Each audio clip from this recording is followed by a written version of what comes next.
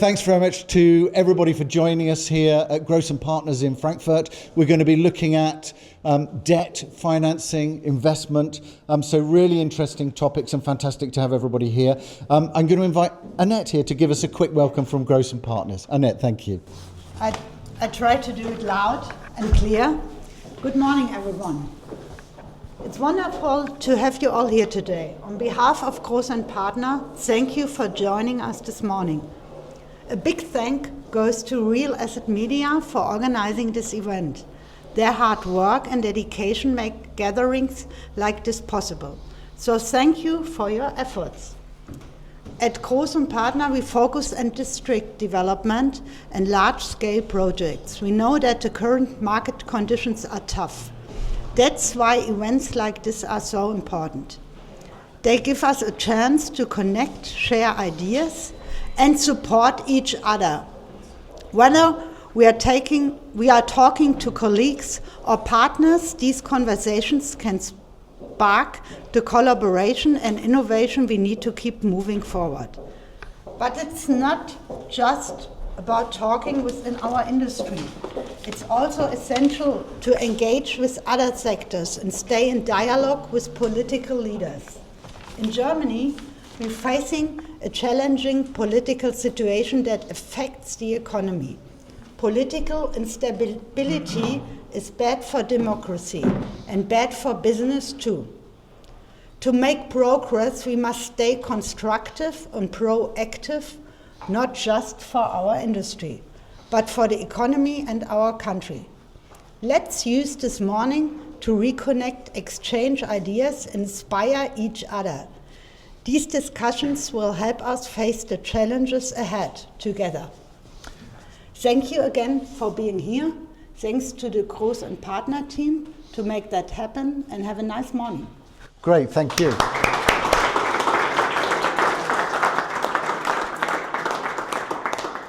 Thanks very much, Annette. And Gross & Partners, we will be looking at development, finance and those kinds of things, but interesting to see Gross & Partners is one of those active companies with some of the biggest projects here in Frankfurt. So thank you again for hosting us and the team.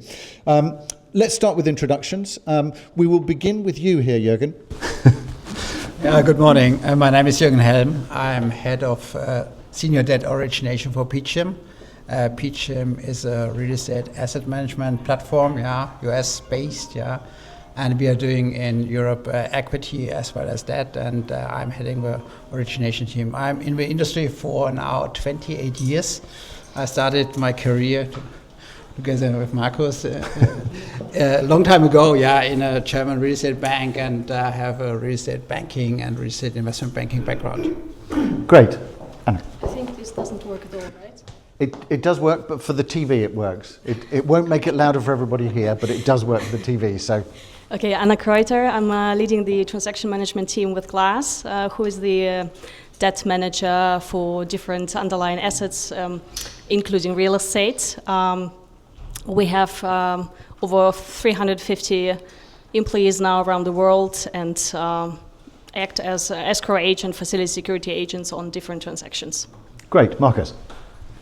Yeah, Markus Beran, head of Origination in Berlin for the International Investor Department. So we take care of the cross-border investors, being in all the countries where we are active. Is it France, Benelux, Poland, Czech, and Germany? I'm in the industry for over 30 years now. That was an early stint when you came to that bank. I moved on to Poland at that time, and various stints there, and happy to be here. Great, Katja. Yeah, hi, my name is Katja Gramatte. I'm heading the team for real estate financing at BNP Paribas Real Estate Investment Manager. So the investment manager of BNP is issuing funds for institutional investors, and my team is responsible to source the third-party debt for our investments for our German and Lux vehicles.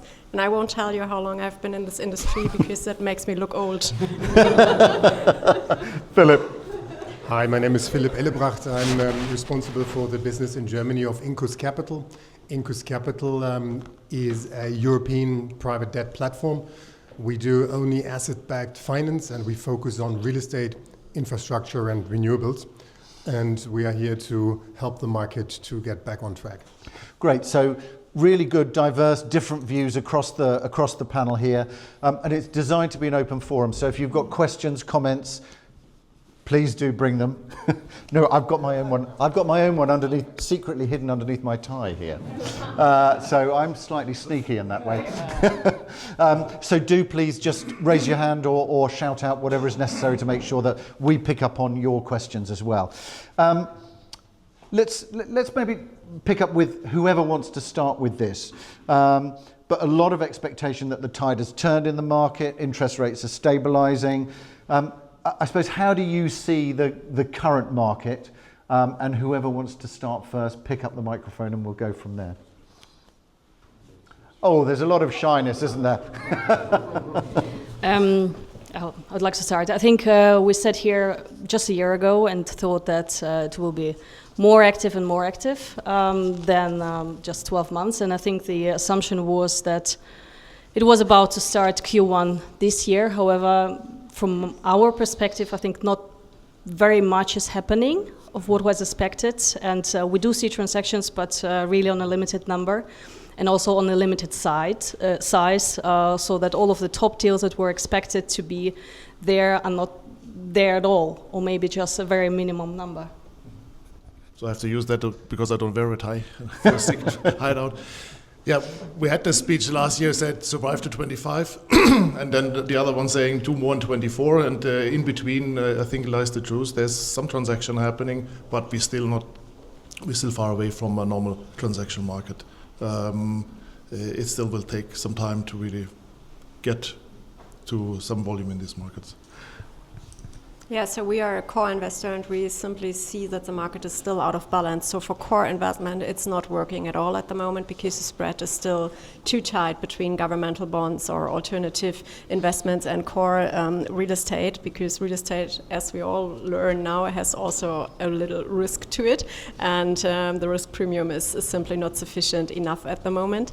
And the market is not there. So also we as a core investor are not keen on selling at the moment, because then it would, of course, hit ourselves. So, but at the same time, someone needs to do the first step, because there is the opportunity for the other actors. Okay, good. And in your sector, Philipp?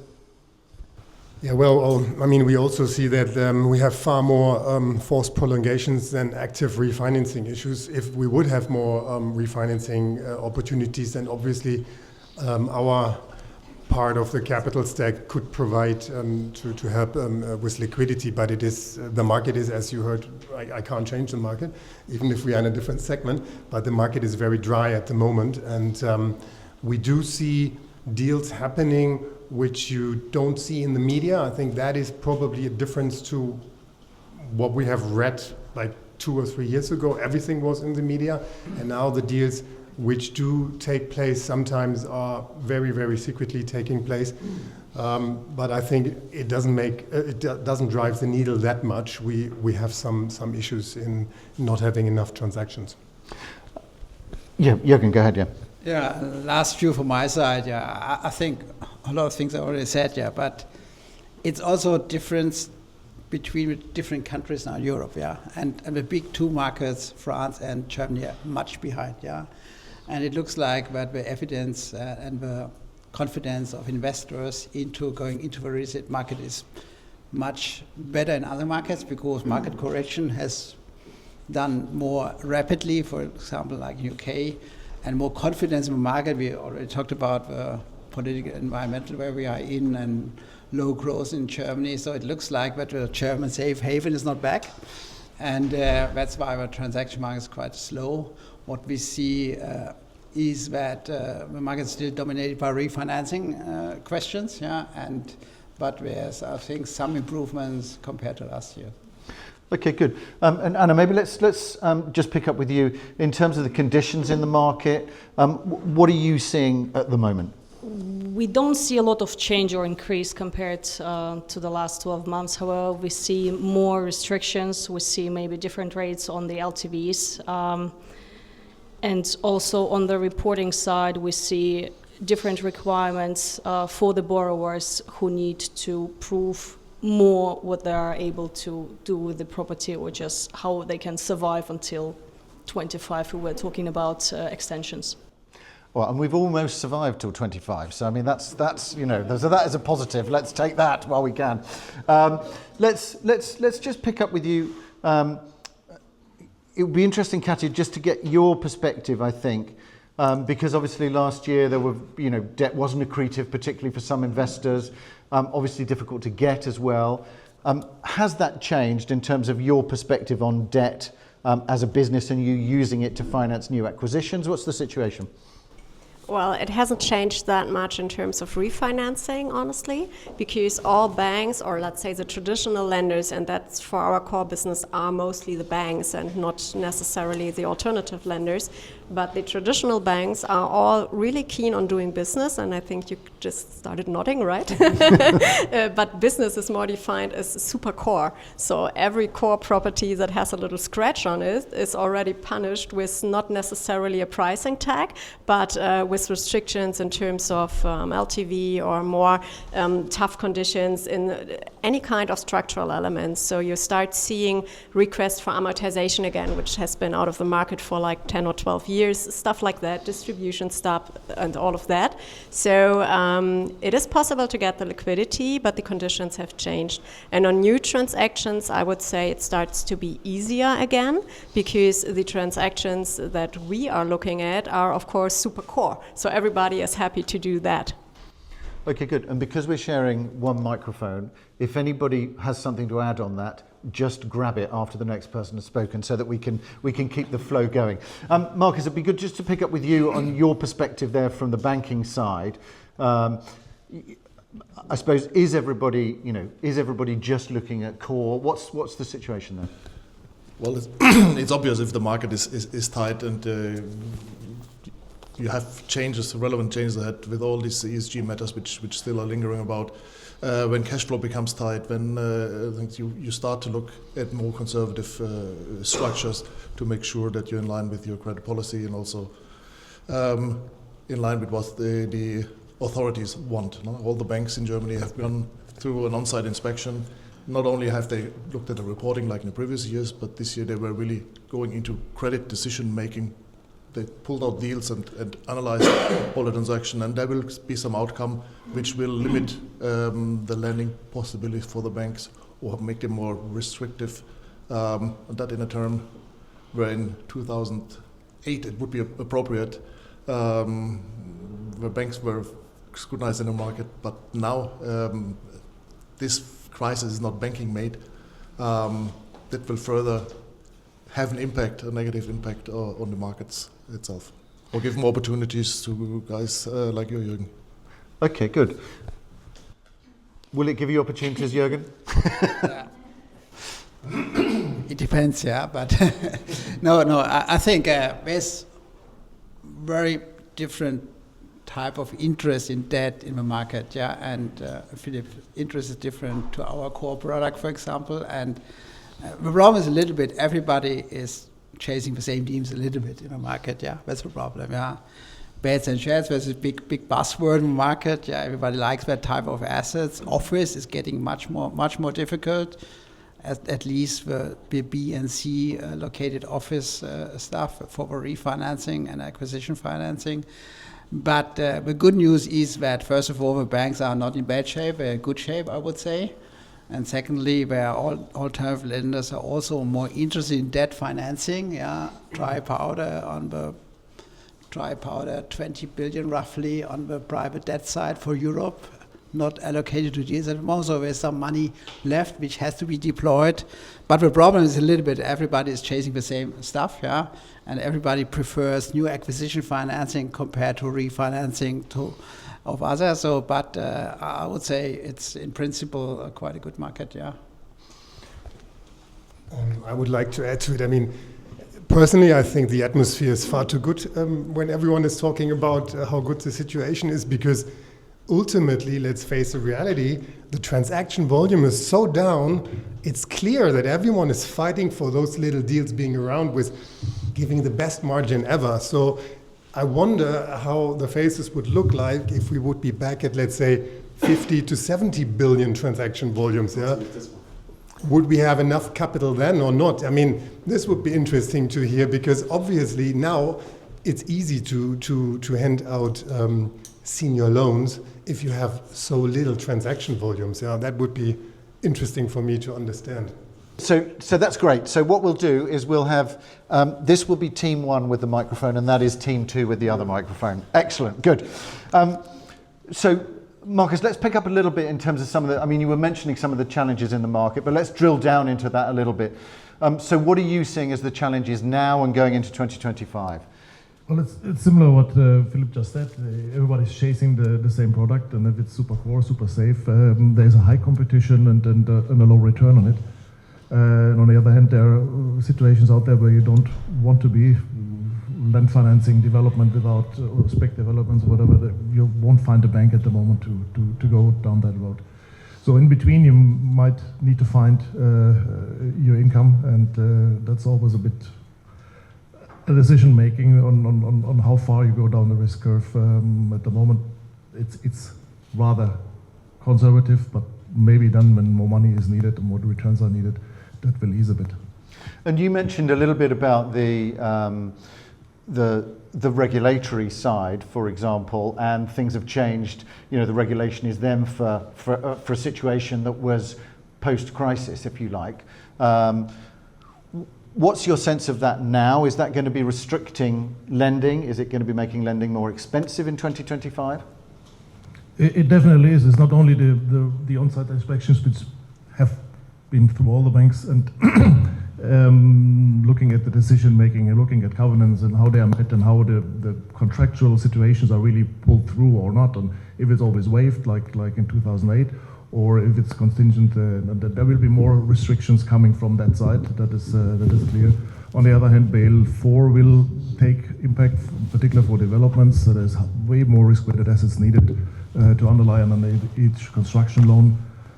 For resi it's a bit easier, but I think margins might easily double for development loans if they're at all doable. Okay, good. And Anna, maybe just picking up with you, I mean, the last session that we had here on debt was earlier in the year, and there was a presentation around the debt gap at that point, which was interesting. So it'd be interesting, maybe first with you, Anna, if anybody else has got a view, do share. But how do you see that situation with the debt gap? Do you see more of that coming through in 2025 or 2026? What's the situation, or do you think the market will manage that? I think the lenders won't give that much loan as they were dealing earlier, and there will be certainly a gap. I don't think it will be better. I think all of the alternative lenders or any other equity partners need to step in the financing. And coming back to what Markus also said, on the regulatory side, I think it's not only for the new financing what makes you work more and maybe make the financing more expensive. I think it also makes a lot of more work on the existing financing. And when you don't have any new transactions or closing, the people in the office are still busy with everything what they have done in the last couple of years and need to provide additional information on what they have in the books.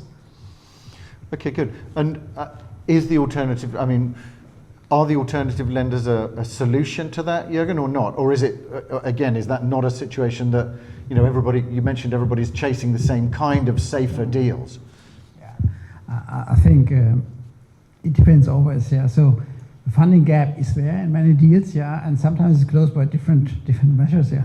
Obvious one is, of course, getting new equity in, yeah, and sometimes it works really, but people putting new money on the table to deleverage the deals. But sometimes also we see that now, I just lost a transaction, German market, to a new financing house, which provided a stretch senior, let's call it this way, yeah, which on a leverage level, which is not typical senior what we have seen 1 year before, but this is a little bit supported by a slightly lower interest environmental, so it still works, yeah, so you can go a little bit higher on leverage again.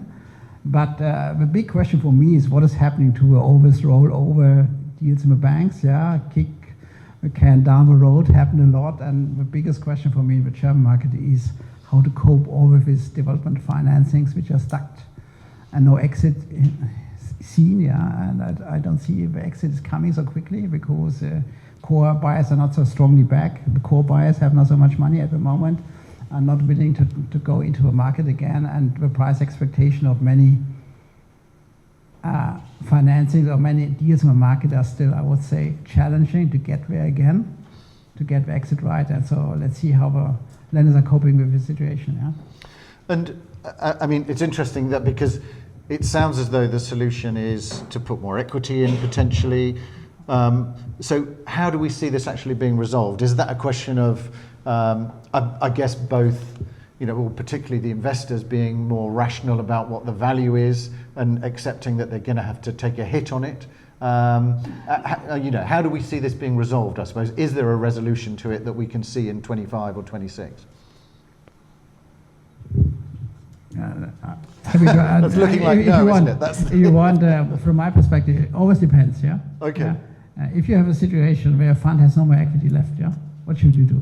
You have no more equity left in the system, you cannot put in money, yeah? So the investors will not invest, yeah? And other situation where there's still money left, yeah? So it very much depends on the situation. I think there's not one answer to it, yeah? Sorry. Yeah, so what we see more is not a situation where our equity is underwater, but where we simply have older, or well, not necessarily older, but buildings in our portfolio which are good for 4% yield or something like that. And now we are faced with some refinancing rates that are higher. And this is something which is triggering us that we need to deleverage, even though as a core investor with regulated vehicles, we are not in a phase where we have a high leverage on it, but still we have to deleverage. But this is something where you can really talk to your investors because the equity is not gone. It's just a matter of a cash flow and really debt serviceability, so to say. And this is what we see, but for us the bigger impact is on the future. So if we now reach out to our investors and ask for new equity for deleveraging, it's a trade-off because our main idea was to go to our investors and ask for equity, for example, for ESG capex and something like that. But I can't go back in 6 months and say, well, thanks for deleveraging, now I need another few million from you, because obviously my property is not cash income or doesn't produce as the cash income to do a top-up loan for ESG or something like that. And this really is a situation where we really have a trade-off in the use of the new equity, which is just holding the property in the market and having it still living without bringing it into a shape that we would like to see as an active asset manager. Okay, so actually getting the equity necessarily from the investors is less of a problem than that you've got too many things to do with it, in a way. Yeah. Well, there's a bit of a missed opportunity. Once the interest rates were coming down, there was sufficient cash flow to go into ESG measurements. But what happened, it was an asset inflation.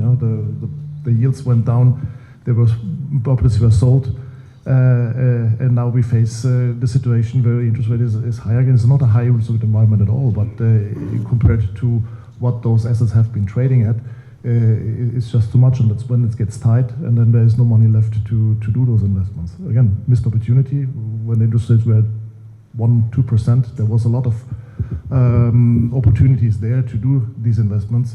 Now we need to deflate those prices before that really can happen. Well, I think the German banks will digest this, like always, slowly. And I can't see a big wave coming of, like the media or the market is expected that billions of problematic loans will roll or come onto the market. I can't see that. We haven't seen that big time during the GFC. Also, everyone expected far more to come, and it hasn't happened. And I think that's also not the nature of the German banking industry, is my personal view. I have more concerns on the equity side than what I heard here on the podium, because the debt service, if you double your interest rate, your debt service is critical, and devaluation is one thing, but whether that is sufficient to cover the debt service, I have really my strong concerns here. That's not everything what can heal the problem. And also talking to a number of institutional investors in Germany, many of their real estate Kreuters are fully packed. So they cannot simply print money and say, look, here's some new fresh equity to solve the problem on that particular transaction this particular bank has. I think that is partly wishful thinking, but like always, there will be a solution. But the solution is, as Jürgen said earlier, it really depends on the case. Yeah, but I don't expect a big wave to come, and I don't expect big checks of equity to be printed to solve a number of solutions. So I think we will have a sit and wait position for longer. And that's where the amortization kicks then in. That's where banks then say, if there's sufficient cash flow, amortize the loan, and only then we can proceed. That's not a new word, but it's was always there, but for the last 20 years, nobody was used to that any longer. And just in terms of the interest rates, you know, A, what are we expecting, and is that going to help the situation if we're expecting to see, you know, interest rates come down a little bit here in the Eurozone? If I can just complete what Philipp said, coming back to the interest rates and the DSCR, it's true that nobody is able to pay the DSCR in 100% or these 150, what we had as a covenant. What we see at the moment is that a lot of capitalization is taking place, so that all of the payments are moved to maturity. And we also see that the conditions for the termination of the loans are not as we previously had, like termination date in 3 years or in 5 years. So we see now several options, several extension options for the borrowers, where every 18 months the lender gets a checkup of the loan and says, okay, am I still willing to extend, and if so, under the same conditions, or do you want me to update anything on the loan, or not you want me to update, but not favorable for the borrower, but certain risk reevaluation from the lender side, either alternative or just a classical lenders. Markus. Okay, good. Does anyone want to pick up the interest rate one, what we're expecting and influence that will have? Well, on the long run, there will not be big change if there is no big hit from the economy or from the political side. We never know what happens in China, and we never know what is continuing there with Russia. That gives at least a bit stability on the interest on the long run. And short term, that might be some more fluctuations. But at the end, we are not in a high interest rate environment, still not. And the only thing was it increased dramatically fast, but not to an extent that it is interest rate is killing everything. The calculation must have been also in the past as a if you invest there to be able to pay higher interest rate once your loan expires. We were always asking for a minimum debt yield of 6% at expiry of the loan. In the time when the interest rate was so low, everyone was calling us crazy. Today we are there, and that helps us at least to extend those loans. There's sufficient cash flow to service the debt, even if the LTV might be slightly higher than some of the situations. And some of the investors really had the money, saying if they regulated or whatever they needed to pay down. I think half of our issues were solved by that measurement. Yeah, also our house view is that PGIM fixed income, but short-term interest will fall, of course, yeah, in Europe, yeah. Not a surprise, yeah, and we are expecting that these rates will come down to 2.25 area, but this is just the correctional inverse interest curve, nothing special, yeah.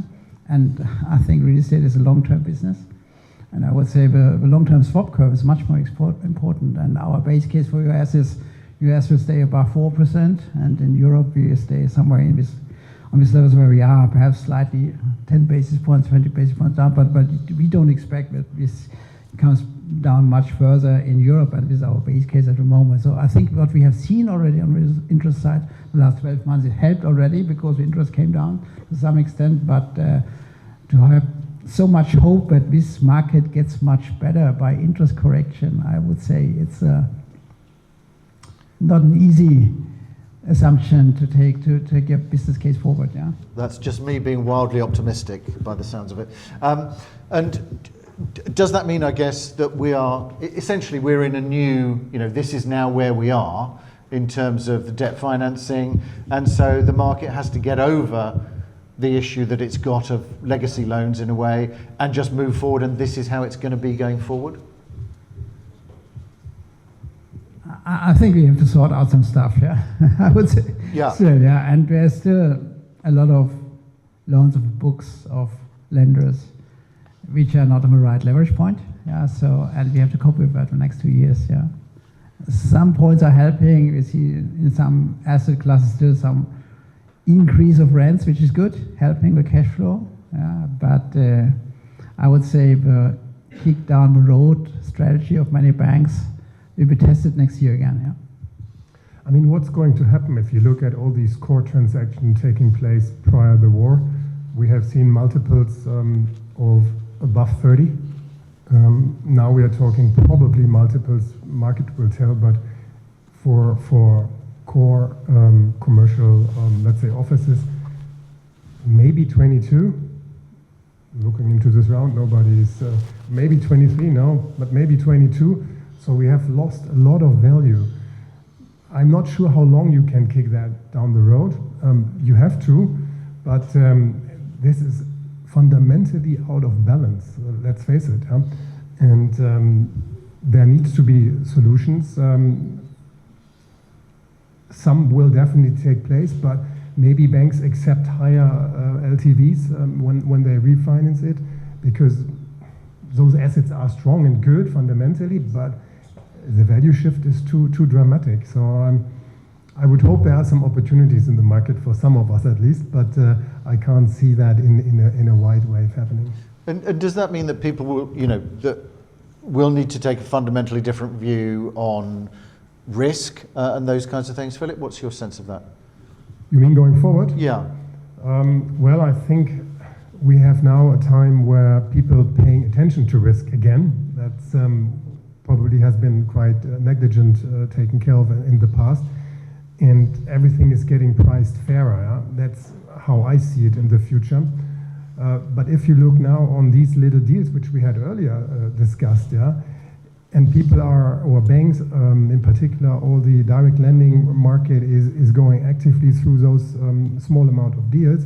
Don't do the mistake again to underbid in pricing just to get a deal. Yeah? It could fall off the table 2 or 3 years later. We have seen how quickly it can happen with political risk on the agenda. Yeah? Yeah, but as a borrower, please underbid yourself. It's happening a lot at the moment. On core debt, we see price bidding wars again on the lending side. Yeah, and just we pitch on a situation where UK market 3-digit loan size, yeah, which is not small, I would say.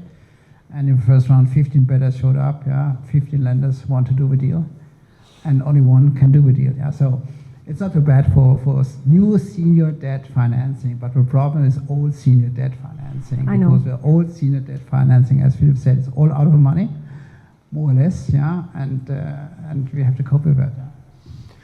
Let's pick up a little bit in terms of where we are at the moment in the market in terms of financing. What is being financed, what isn't being financed. We can look at development finance, we can look at relocations, we can look at different sectors. Maybe let's start with the sectors. What is being financed, what isn't? Do we cover the whole spectrum? Do you want to start, Anna? Yeah. We see a lot of logistics still on the market. We see a couple of office financing, but what we see more is data centers, which is also based on the development of the artificial intelligence and its influence on the real estate market in general. Otherwise, development financing, and we discussed it last week at the Real Estate Finance Days, is pretty challenging and takes place only in a certain sector. Maybe some residential, but still very, very tough. Okay, so yeah, Markus, go ahead. Yeah. Well, coming back, residential is not an issue because there's a shortage. The issue there is how expensive is to build new houses, and if there's some programs or some subsidies to bring that somehow down. But resi and also for rent or for buy is the sector still valid. On the other side, the building permits have again an all-time low this year. So it's not really happening. There's a big need, but nothing is happening there. We do still all asset types, but selectively, of course. Yeah? So we have even a shopping center now on a table, which on a right leverage base and very well established can be done as we do good and modern offices, or the conversion to it. That can be done as well. With what I said earlier, to finance land banks or spec developments, I think no bank will touch it at the moment. Okay, all right, interesting. Yeah, it'd be interesting to get your view from the borough perspective, Katja. Yeah, so I mean, of course, like all the others, we are heavily invested in office, and that is really getting more painful because, I mean, if you're in a location with the best-in-class location and green building, everything fine, but if you are even in, let's say, Germany, top 7 city, but be location within the city, it gets already tough to find someone financing it. And this is really something which is giving me a headache because office is such a big asset class. I mean, we cannot just close the eyes and say, well, let's concentrate on logistics or something new. We all have it in our books and we have to cope with it. And that's something which really is getting tougher. And you have to find new ways and potential new partners in lending if it's not the super core office building. Okay, good. Philipp, let's get your perspective. Yeah, and I think that is actually, to some extent, the opportunity, in particular in offices. I know everyone is talking about home office, not returning to the office for work. If you are, let's say, more an alpha player on the market rather than a beta player, then you can consider financing office opportunities in development or managed to green opportunities, etc., etc., but obviously very selectively. Yeah? But I think this is where you have at the moment some attractive chances to get risk-adjusted returns, because none of the, let's say, direct lender beta market is giving financing to these situations. So I think it could be an opportunity, but as you can hear my words, it's relatively strong. It's not as strong, so you have to be extremely selective in what you pick on. No compromises on cities and locations, I would say. Okay, good. And you mentioned before, Philipp, that you were also financing infrastructure. Is that different to the real estate side in terms of, if we look overall at real assets, are you seeing different trends there in the infrastructure side? Yeah, it depends also on infrastructure. It's a wide field. It looks a little bit on how you look at it, but I think there is in some areas, and when it comes to let's say streets or bridges or even schools, there is more capital at the moment in the market available to finance than it was like 5 to 10 years ago. That's also a political will why a lot of players focus and shift into this segment. But even there, you have also let's say ups and downs, depends on where you look in which part of the sector of the infrastructure segment. Yeah, and it's interesting. I don't know whether you have a view on it, but data centers obviously is that crossover point really between digital infrastructure and real estate. So is that also being funded potentially by people traditionally who would fund infrastructure versus the real estate side? I mean, well, when you have a look in the news, there are so many funds, in particular from the US, who have 1 or 2 digit numbers of billions of capital being available.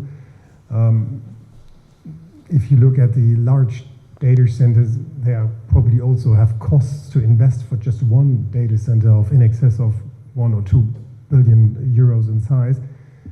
So I think the big difference here is the granularity of the market. If you look at real estate, and if you compare it to real estate, and you have these mega themes, I mean, this is even bigger. Some of those data centers are bigger than what Groß & Partner, our sponsor here of this event, is doing with the 4. Yeah? I mean, this is fundamentally different in terms of lot sizes.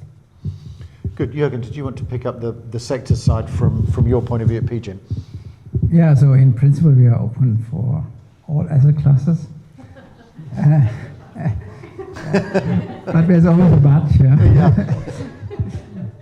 No. Having said that, yeah, of course, everybody is still chasing the same stuff. On the senior debt side, on the development financing side, with our mass funds, we are doing also more or less all type of developments which make sense. Yeah, where we believe in the exit, where we believe in realistic exit scenarios and having also some downside protection.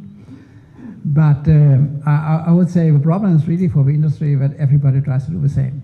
And I think the problem in real estate financing the next 10 years is not the traditional financing. The traditional financing will change a little bit because we are living in a world where we want to become green, ESG, carbon neutral, and I think a lot of investments goes into this space now, and who is picking up a bill for these investments, yeah? And a big question mark, what nobody answers at the moment correctly, I would say, is sometimes you just need to invest now heavily into existing stock, but producing no new cash flow by that, just protecting the value of your asset. And another question is how to deal with that from the equity side and from the debt side. I think these are the answers which you have to find, because I think the future of financing, real estate financing, is financing transition of the market. And I think we have all to adapt to these new situations, and I think we have to find that out for next years, how to do it in the best way. Okay, good. Let's drill down a little bit into that. And if anybody's got any questions, do let me know. Put a hand up, stand up, whatever is necessary. We've got one there. Good. Let's start with that one. Anybody else as well? And I'll pick up some other questions. One there as well. Yeah. I can't believe you haven't got one, Libor. But anyway, let's. Here we go. Why don't yes. Hi, hello. So it's Augustin from Edmond de Rothschild REIM, and so one of my questions in terms of the sector would be, because after the COVID, there was a huge trend also on hospitality. We saw big investment volumes in that sector, and generically in operating assets. And I didn't hear anything right now about how investments are doing and the current investment approach on those asset classes. Okay, great. We'll pick that up. So interesting around hospitality and also operational real estate. Yeah. So, Thomas Bröm from ECLP. So just going back to Jürgen's remark on I think it's the elephant in the room, the enormous funds we need for transition financing, for making our buildings more greener. It's massive. It's really massive, and we haven't really spoken about where the money is coming from. I mean, it's clear. It's to a certain extent it needs to come from the equity, but it's also looking at traditional German lenders, alternative lenders, where you see the funds coming from, and it's the other topic is when you go back to certain refinancing partners at the end who help you to deliver money to the ones who need to refurbish the buildings. How does it deal? There are a lot of topics like data. Is this something you're concerned about? Is this something you're looking at the moment? Or is this something where you think, in some years' time we will find a solution? Great, thank you. Lots to unpick there. Who wants to start? Yeah. So for the hospitality question, so we have our own hospitality fund. So what I can say is there are special lenders that are really specialized in lending on that side. So there is no tight capital from that side.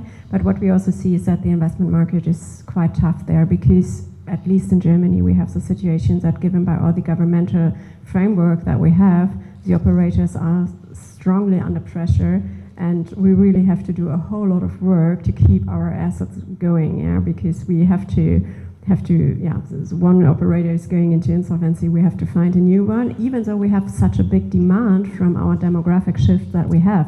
So we strongly believe in that asset class, but it's really challenged by the framework that is given from the government for us. From our perspective, operational risk is something which we see often in our transactions. Besides, of course, hospitality is a typical operational risk, and luckily the market has improved better or came back quicker than I anticipated. I always being shocked when I fly to London and see my bill, which I have to pay for the hotel a night, and so on. But this is the asset classes where our house is quite familiar with, and this also goes for other asset classes, which are not so familiar to some traditional lenders.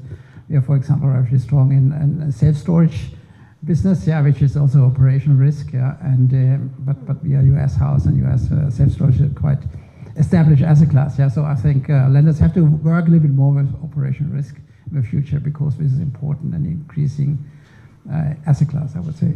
Philipp, I mean, well, if you look at the German market in particular in hospitality, Germans are more risk averse, I would say. That's probably a fair comment. So most of the transactions where institutional players are behind are not management contracts, but long lease contracts, in particular with hotel operators.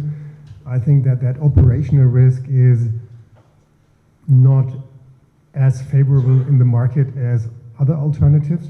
So also if you look at, let's say, short-term living providers or everything which has an operational aspect, it's not as bankable as residential or logistic or office. I think depends always on the operator, and there's an individual case. And if you have, let's say, a blue chip manager like Hilton, then obviously that is bankable. But the transaction volumes in these segments, in particular in hotel, they were going down quite dramatically, and I think depends on to the cities you look at in Europe, but they are not all back on the same level as prior COVID. Many are, but not all, and therefore there are some, let's say, I think opportunities to pick up on that. For us, I think we have financed a number of hotels across Europe. That's for us a segment which we find very, very attractive, because there is less competition with, let's say, direct lenders.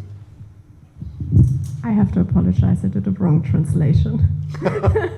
Hospitality, so we do not have a hotel fund. I was talking about healthcare. We have a healthcare fund, and there we have the operator risk and all these governmental framework stuff I was talking about, sorry. No, that's good, because I was actually just about to ask about healthcare, so that's good. And do we count, for example, student housing, senior living, light care within that? Yes, that's us. Senior living, okay.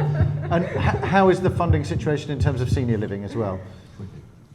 Well, not really tricky. So we have special lenders for that. So there are other players. Some traditional banks put it into the resi part, but mostly we work with specialized banks on that. Yes, I mean that's so. One of the other things that we as Real Asset Media do as well is we help run the Senior Housing and Healthcare Association, and in that you're absolutely right. That's the feedback we get from it. Although it's challenging in other areas of the market, there are specialists, who particularly like that kind of sector. But Markus, you wanted to pick something up. We can hardly contribute to it because the operational risks is something we don't like to take. We're very selective on hotels, as we are. Senior living is, particularly in Germany, also a legal issue.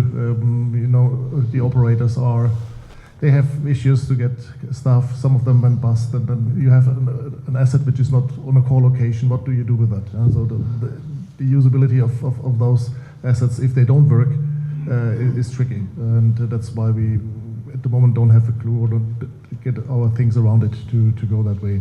Different is on PBSA, so the student housing is a very stable market, very strong market.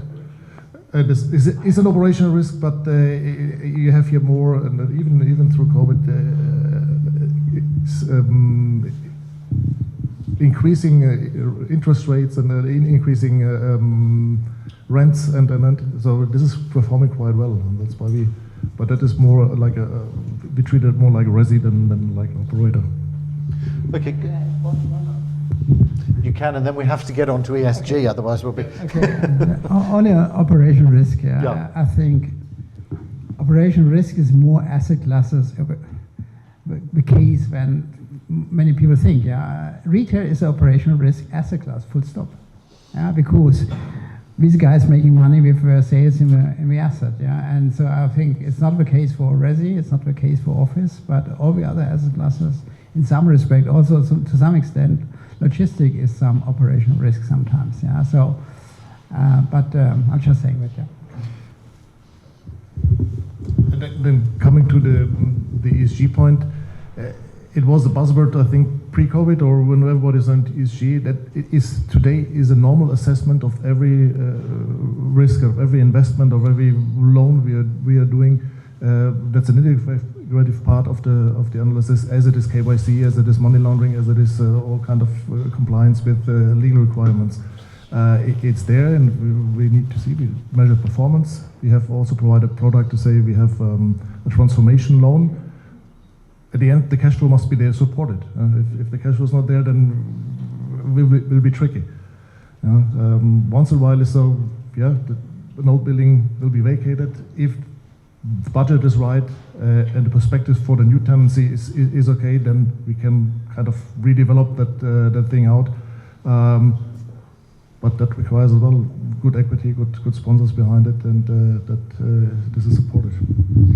I think on ESG, it remains a very strong and key topic, but if I talk to LPs, to the investor world, I think the priorities have simply shifted a little bit.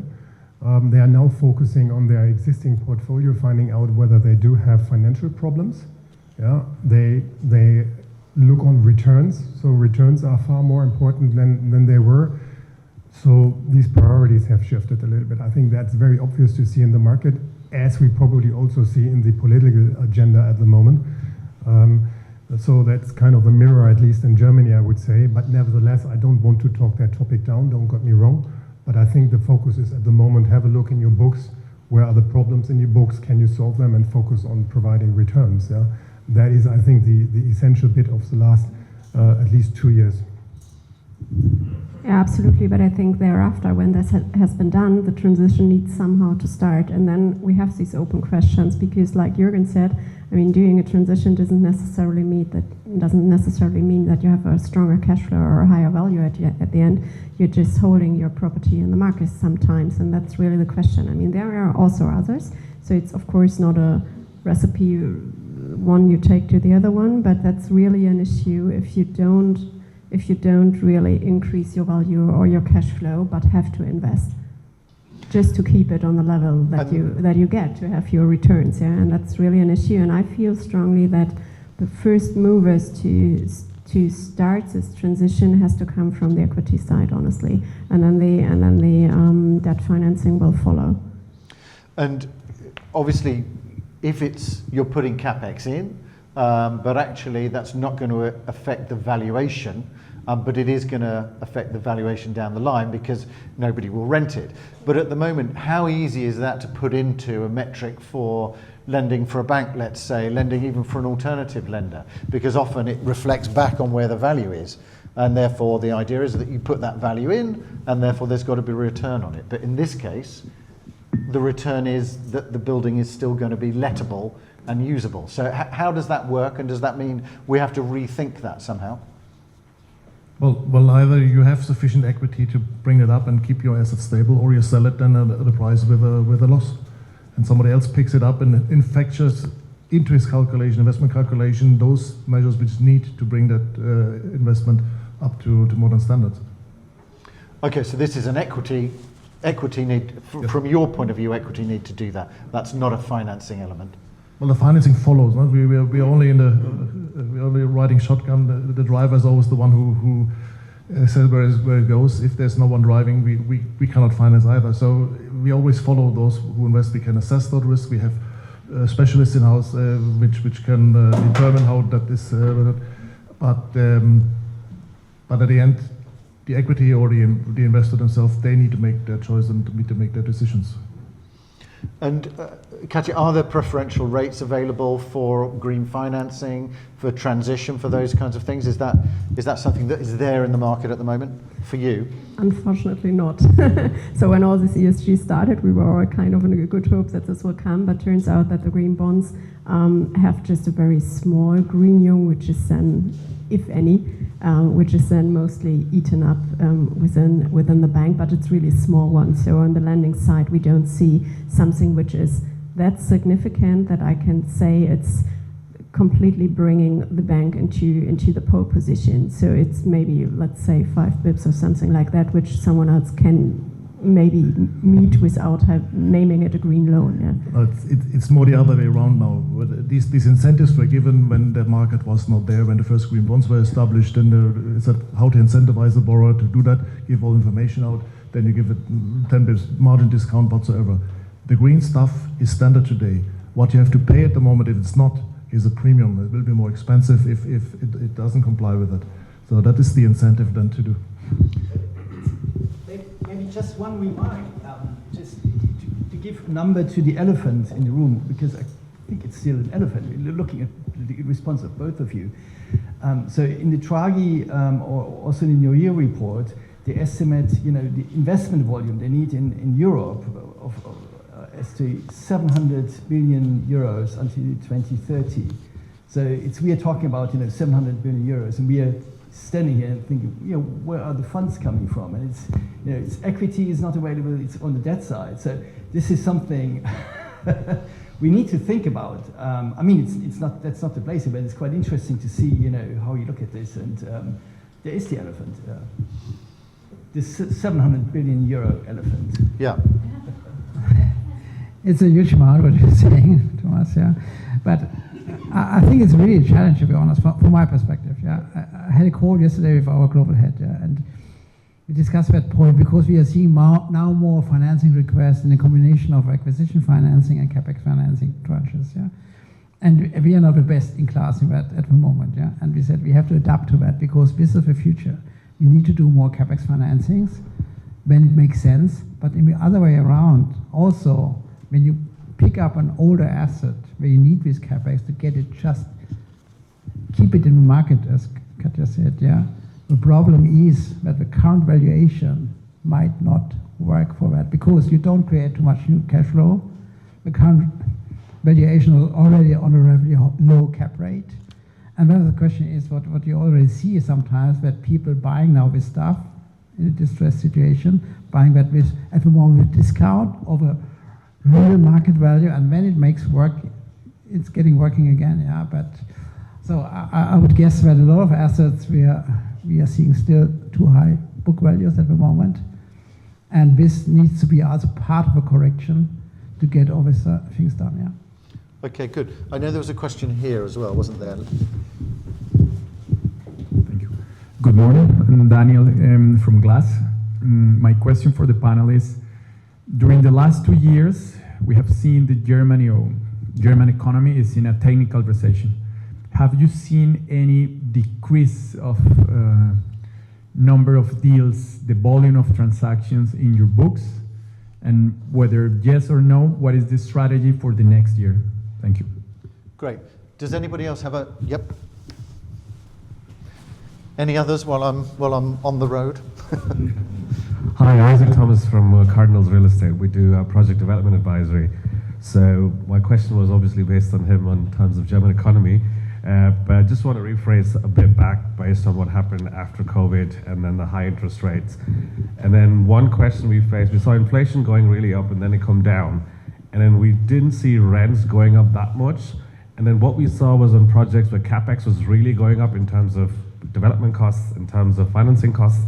And now we're in a situation where we really need rents to go up, otherwise things are just not working. But when you look at the rent side, you look at tenants are very picky these days. They'd say, no, we know our green buildings, we want this, we want that. And they know they can do that because there is a market for them. There's plenty of availability for them. When we look at next year, 2025, we've seen German political instability, we've seen GDP not doing so well. We're looking at Trump politics coming into power. We're looking at European instability going up again next year. And so since the last 2 years, we haven't seen that much transaction. So do we expect something similar going on, or are we seeing it worse than where we are today? Well, that's a positive note to finish on. Good. Who wants to pick that up?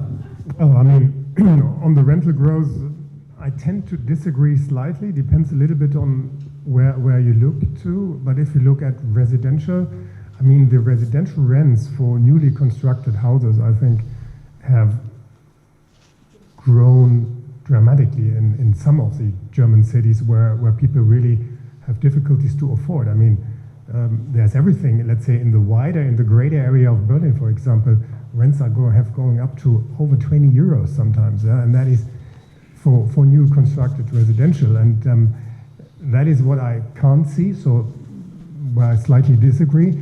And if you look in offices, I'm not sure exactly, but prime rent here in Frankfurt has grown also quite dramatically, but you're only focusing on a very thin market segment in both areas, in residential as well as in offices. So that is just the prime segment. Yeah? But I fully agree on have the rents grown enough in the wider spectrum, which is approximately 80% of the market, roughly, yeah? in both in offices as well as in residential. And there it is difficult. And then what we have just discussed with ESG, higher financing costs, where are valuations, and are these valuations really at that reflection point at the moment to go back into the market? And that is, I think, where we all have a big question mark. Anybody else want to pick that up? Yeah. Yeah, you just mentioned the election in the US. I mean, I don't have a crystal ball, but what you hear is that Trump, for example, wants to deregulate the lending market there. So I don't know, maybe I'm doing lending in 2 years or financing in 2 years with American banks. I don't know, I don't have a crystal ball. But I think there is some movement, which is a bit unpredictable at the moment, but interesting to see what might come from that angle. Yeah, last comment for me, just on an economic point, yeah. Uncertainty doesn't help. And I would say this old good story of a German real estate market, safe haven, Europe, blah, blah, blah. I think it comes to an end now, yeah. And it's a little bit concerning when you talk to people from US, from other countries who want to invest in real estate. They are interested in Germany still. They still like the big economy and so on, but they have also some more question marks than some years back. And that's, I would say, that's one of the reasons why the market is so slow at the moment. I think people would like to invest, but they don't see the right pricing point at the moment to invest heavily in the German market again. And the uncertainty at the moment doesn't help, yeah, to have a 30% right-wing party in parts of Germany. Especially with our history, you get some questions from international investors. And the problem with the typical German investor market is that they are also super heavy invested already. And when they have to choose their equity, either to do a capex on the existing stock or to do new investments. And most times it goes into capex, yeah, I would say. Any other views on that? Otherwise, I've got one last question, and I think we've got like about 5 minutes left, which means probably 30 seconds each. Which is, Liebe, no, you've got a question. Oh, sorry. Yes, what I find very interesting, I heard a number. I heard a number from Markus that he's looking for returns of 6% at least, right? So that, oh, that was okay, right? But basically, what I'm looking at, this is a number, and you're basically in a segment which you're very careful. You're the most careful guy here, like on the panel. So I was a little bit looking on the other ones, specifically like on the alternative lenders, what their view is. Because you're safe, right? You don't take any risks. Well, it was 6% when we underwrote those loans and exit. In today's environment, we're more in the 7%. If you do new loans. Yeah, so it depends on our debt strategy. Yeah. So we have also senior debt strategy with comparable to Markus' strategy, and we cannot live with 6% debt yield. If 6% debt is no go for us area for senior capital. Yeah, the number is higher. Yeah, depending on the asset class, etc. Yeah. But the number is higher. But on the other spectrum, what we are also doing mezzanine lending and whole loan lending and preferred equity, when the story is different. Our return requirements are much higher, of course, but this is also more transitionary or development stuff which we are financing with our mezzanine fund. Yeah, so it's a very much depending on which type of capital, but 6% doesn't work for our senior capital. Philipp? Yeah, also very difficult for us. I mean, what can I say? I mean, let me explain this market. I mean, this is when you as an investor invest in this asset class, this is the beta segment. You want security, you want your cash flow, and that's fine, and that's a big proportion of the market, but you will just follow the cycle of the market, and you get your returns. And I think where we are in this alternative lending segment, you try to generate alpha. So you look at those investment opportunities which definitely have a higher debt yield, but the main focus then clearly is to evaluate the risk of that particular asset you're looking at. And if you do a good assessment and a good analysis on that, that is how you can create alpha to your investors. Okay, good. Final question for me, because we'll then leave some time for teas and coffees and things outside. I guess if we're back here in a year's time, will we be feeling more positive, the same, or less?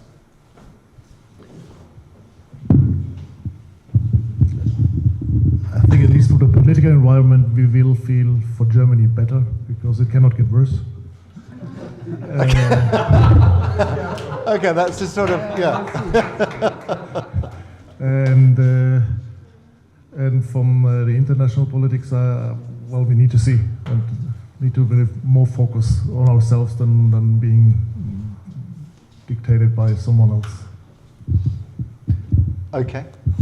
Yeah, I would also say we would be more positive because we have less uncertainty, even though if we might not like what we see, but we know what we see. Currently, we're guessing around what's going on in so many different areas, and that's why I'm positive, so we have a better view then. Okay. I think we will still be on a very low level next year, a little bit higher than today, and even if we are only, let's say, an inch higher, that inch, everyone will look at it and say, look, it's much better. But we are still far away from where we were like 5 years ago, let's face it, yeah? And that's not going to happen next year. The political environment, as I said earlier, is essential for all of us, because that will decide whether we will get international capital coming to Germany or not. And that is a major proportion, and we should be attractive to get that capital. So there is a risk that we remain on a, let's say, very, very flat outlook. And that's what I think is going to happen for the next 1 to 2 years. We have to work and find solution on the problems which a number of banks and equity holders or investors do have on their books, and that's hard work. Okay, great. Yeah. I think some people still have to lose some money before it's getting better. And I'm a little bit concerned about that so many cans are kicked down the road for the time being, not solving problems, just postponing problems. And I think we will see more problem solving hopefully next year, and then we have a better situation end of next year. Great. Anna, last word to you. I think we'll just have more experience digesting everything what we have on the desk, both on changes and challenges. And I think a lot of items will be more normal than they are today, but I don't think we'll be feeling much better. You usually have the 7-year cycle, and we overdone the 7-year cycle in the past for another 4 years. So that was the overinflation of the asset prices, and they need to correct that, and that makes us at least 7 years of a down cycle, and to digest that might take still a bit longer than next year. Okay, good. Well, we will see where we are next year when we return at that point. We are in Frankfurt next week as well, on the 28th, for part of our European Outlook. So that will be a general update on the market, European market, as well as a view from here on the German market, as well as views from views for the trends in Europe, what we're seeing. So please do join us there. I will have been flying directly back from Riyadh, where I'll be at the World Investment Conference, so I'll be able to share some of the things from that as well, because there you're seeing a lot of the UN finance houses, so they will be giving a top-down view on how they see the world, and I'll share that as well in that session next week. So do join us there. I didn't do an introduction at the beginning because there was so much going on, but there should be, sitting on around, there should be Insight, Real FDI, and also Impact, which are our magazines. If you're not a subscriber, well.